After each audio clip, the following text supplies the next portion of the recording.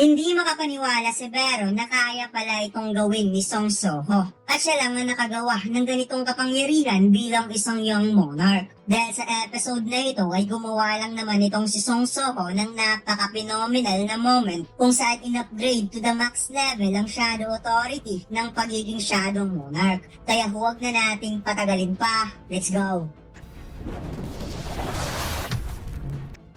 Nagsimula ang chapter na ito kung saan pinagtutulungan ng tatlong wolf ang naposes na hunter, samantalang si Soho inilabas niya ang lahat ng weapon sa inventory upang magamit agad-agad sa pakikipaglaban using ruler's authority. Habang pinapanood ni Vero ang young monarch, sinabi niya na kahit palaging nahaharap sa isang hindi malulutas na pagsubok si Soho, hindi niya nakitang tumakas ito, na kahit ito ay nasa weak form, nakita niya ang katauhan ni Soho sa pagiging isang tunay na monarch. Nilapitan ni Vero si Soho at binigyan niya ito ng tip kung paano tatalunin ang kalaban. Wika niya, naranggaling sa espada ang kapangyarihang bumabalot sa katawan ng hunter. At kapag mahati ni Soho ang braso at ma-separate from its host, hindi na ito makakagalaw pa. Sagot ng ating bida, ganun ba?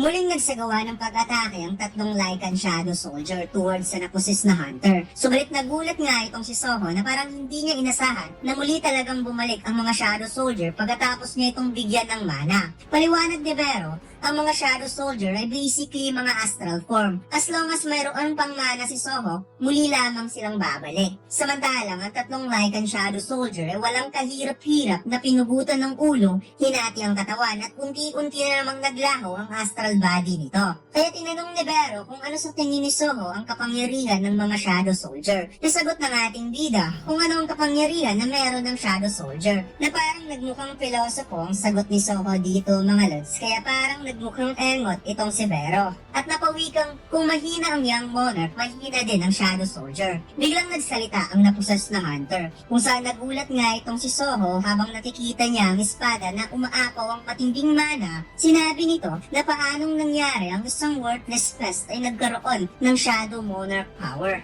Nagulat si Soho sa pagsasalita ng hunter, hindi dahil sa nagsalita ito bilang tao, kundi nagsalita ito sa lingwahe ng mga halimaw. Samantalang si Vero ay nainis dahil ang lakas daw ng loob nito para tawaging worthless na peste ang bloodline ng Shadow Monarch. Kaya dito'y napangiti ang naposes na hunter nang nalamang kadugo pala ng Shadow Monarch ang kaharap niya ngayon dahil sa tingin niya muli silang nagkita. Sumigaw ang naposes na hunter upang maghanda sa pagsalakay, ngunit bigla siyang binato ni Soho ng dagger kung saan mabilis lamang niya itong tinapik. At tugon ng ating bida habang nakangiti at excited na rin lumaban na wikang pwede na ba nating simulan ng experimental fight, na parang pinapahiwatig ni Soho na dapat marami siyang madidiskubrihan sa sarili niyang kakayahan sa laban na ito. Habang binabato ni Soho ng iba't ibang klaseng weapon ang naposes na hunter, inaasahan niya talaga sa may pulang pangalan na challenging ang magiging laban niya ngayon at hindi ito matatapos kagad. Kaya habang hinihila ni Soho ang mga weapon na nakabaon sa ground, sinabi niya na siya ang mananalo gamit ang quantity. At dito'y pinakita na gamit ang ruler's authority, tinontrol ni Soho ang mga weapon at sabay niya itong pinakawalan towards sa kalabang napusas na hunter. Ngunit hindi ito nagpatinag kahit gaano pa kadaming weapon ang tumama sa kanya, isa-isa pa rin niya itong hinampas at binurog gamit ang espada. Samantalang sinabi ni Vero na ito ang kakayahan ng ruler's authority na nagawa ng magamit ni Soho kahit nung infant pa lamang siya. However, gamit ang mga sandata ng goblins, wika ni Vero, parang sumalakay lang daw itong si Soho na walang dalang sandata. Isa-isang dinurog ng monster ang mga goblin weapons at napasigaw ito sa sobrang gigil na lumaban at kaagad itong sumalakay towards Soho. Naghanda ang ating bida at ginamit ang dagger upang madepensahan ang atake ng kalaban. Subalit siya ay nagulat dahil effortless lang na sinira ng monster ang kanyang weapon, na parang ito yung ibig sabihin ni Vero na gamit ang goblin's dagger para ka talagang pumasok sa laban ng walang dalang sandata.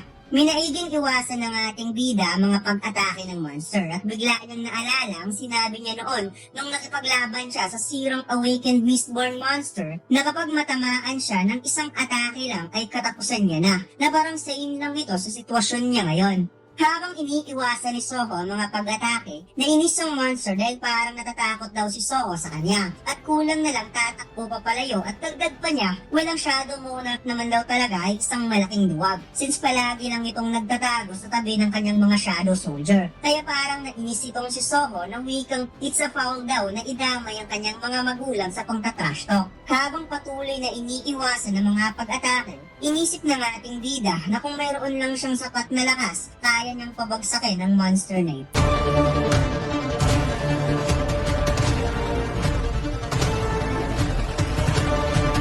Subukan niyo maglaro ng Man Online Studio 4 Episode 7. Ang download link ay nasa ibaba. Maraming salamat, mga Lods. Pagkatapos, nagkaroon ng kaunting flashback kung saan may tinanong si Soho kay Vero bago sila pumasok sa dungeon na kung ang kanyang sili na pakawalan, bakit hindi bumalik ang kanyang lakas nung nakaakyat siya sa tuktok ng tower. Paliwanag ni Vero, ang kapangyarihan ng iyong monarch na isil ng infant pa lamang at mas mabuting isipin ni Soho na naibalik ang kanyang kapangyarihan ngayon kung ano ang kapangyarihan ng infant pa lamang siya. At dagdag pa na paliwanag ni Vero na kung ang kapangyarihan daw ni Soho ay katulad nung nakaakyat siya sa Demon Castle, kaya niya nang makipaglaban against Itarem. However, ang lugar na iyon ay hindi isang panaginip at hindi rin isang reality. Yun ay isang test upang makita ng kanyang ama kung gaano siya katalented. Dahil pagkatapos ng test na iyon, whether papasa man siya o hindi, ang physical strength ni Soho ay otomatikong mawawala. Napatugon ng ating bida na ibig sabihin laro lang talaga yon. Sagot ni Vero, ang experience daw ni Soho sa tower ay hindi nangangahulugang walang silbi at nagbungkahay ang insekto na recall ni Soho ang kanyang feeling and fighting spirit at that time. Pagkatapos, bumalik ang eksena kung saan patuloy pa rin ang pag-iwas ni Soho sa atake ng kalaban at inisip niya na sigurado siyang naaalala niya ang kanyang naramdaman at that time dahil nung nasa tower pa siya, palagi niyang ginagamit sa pakikipaglaban ay ang kamao. Kaya kung mayroon lang sana siyang ganet, ay posibleng matatalo niya na ang monster na ito. Biglang napadilat ang mata ni Soho nang naalala niya ang sinabi ni Vero kanina lang na ang mga Shadow Soldier ay basically mayroong astral form of body. As long as mayroon siyang mana, ang mga Shadow Soldier ay babalik lang ito sa dati. Ngayon biglang naisip ni Soho na kaya niyang baguhin ang form ni Vero. Kaya dahil dito may naisip na kakaiba ang ating bida at binanggit ang salitang arise. Binuhay ni Soho ang dalawang Lycan Shadow Soldier at habang umaatras ang ating bida papunta sa dalawang Lycan, nainis ang monster dahil muli na namang ginamit ni Soho ang ganyang klaseng atake wala naman daw itong silbi laban sa kanya. Kaya uunahin na lamang niya ang ating bida para tapos na kaagad ang laban. Habang umaatake ang dalawang Lycan, biglang nag-iba ang astral body nito at napangiti na parang alam na ng dalawang Lycan kung anong gagawin ni Soho. Nag-open arms ang ating bida at makikitang sumanib sa braso ni Soho ang dalawang Lycan Shadow Soldier na parang napaka-phenomenal ang moment na ito mga lads since si Soho lang ang nagpa-upgrade sa kapangyarihan ng isang Shadow Monarch. Pinakawalan ng monster ang kanyang napakalakas na atake upang tapusin kaagad ang young monarch. Ngunit siya ay nagulat sa kanyang nakita dahil nagawa itong mapigilan ni Soho gamit ang Shadow Steel Fang Lycan Gauntlet. Kaya sinabi ng ating bida na mukhang tama lang at nagkataon na naging gauntlet ang pangalang Steel Fang Lycan. Biglang nagkaroon ng notice na nag-level up ang Shadow Extraction, Level 2 Form Change. At mukhang kakaiba ito mga lets dahil lumalabas na parang napilit ni Soho na mapalevel up ang Shadow Extraction dahil sa ginawa niyang Form Change. Kung kaya't sinabi ng ating bida na gamit ang hand-to-hand combat with this gauntlet ay malaki ang kanyang chance na manalo sa laban. Kagad nagpakawala ang ating bida ng napakaraming atake na siyang tinapatan din ng monster. Samantalang si Vero na patulala, hindi siya makapaniwala na ang Shadow Soldier ay ginawang weapon ni Soho. Sinabi ni Vero, ang Shadow Monarch ay dumaan sa matinding paghihirap at level up upang makuha ang posisyon to freely control the Shadow. However, ang young Monarch na baguhan pa lang sa paggamit ng Shadow Authority na may ihahalin tulad sa isang ant larva na bagong pisa, hindi niya naisip na nagawa kaagad na matutunan ni Soho ang Shadow Authority na wala man lang nagturo.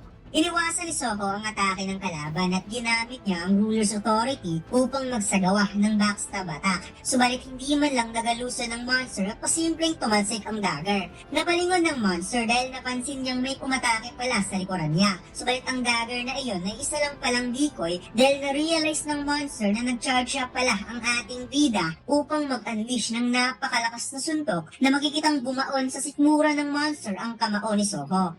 Talsik ang kalabang monster at nagkaroon ng malakas na pagsabog sa lakas ng suntok ni Soho. Subalit hindi pa dyan nagtatapos dahil kaagad tumayo ang monster at sumigaw sa sobrang galit at gigil na patayin ng ating bida. Kaya hindi ito nagatubiling sumalakay muli towards Soho.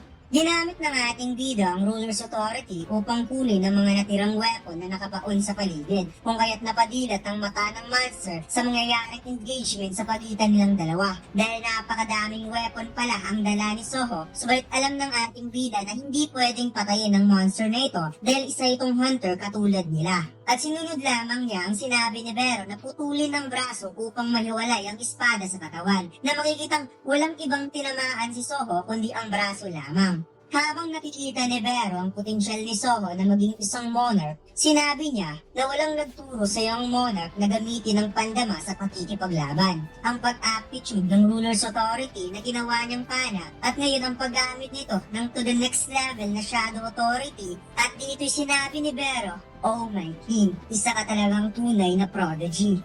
At dito lang nagtatapos ang ating kwento mga. So huwag mo sanang kalimutang mag-like, comment at mag-subscribe sa ating YouTube channel at mag-follow sa ating Facebook page. Salamat!